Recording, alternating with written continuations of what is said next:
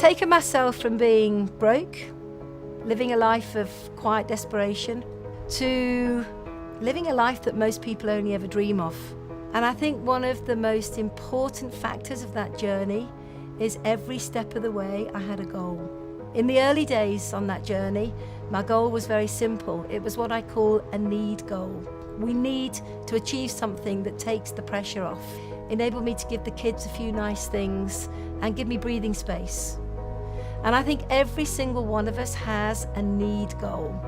When we start out on our journey, we have a need goal. In other words, I always say, when our home is straight, when we have everything we need in our home, where we can breathe, then we have a vision for a bigger, better future. And I remember specifically the time on my journey when I reached that moment where I thought I can breathe. For the first time in many years, I can just breathe, and now I can think about where I want to go. And at that moment, I realized there were things I wanted.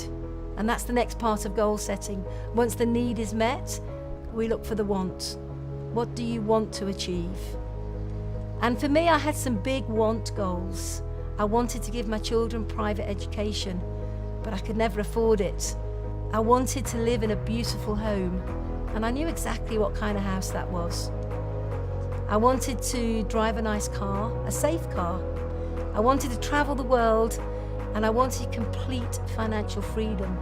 Those want goals had to take a form that became visual.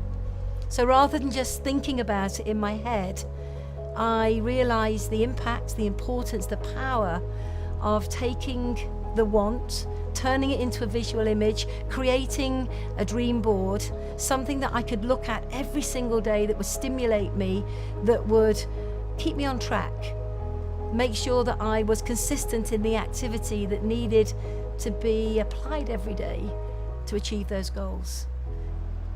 But a large part of that journey and who I am today has been my ability to become an effective goal setter.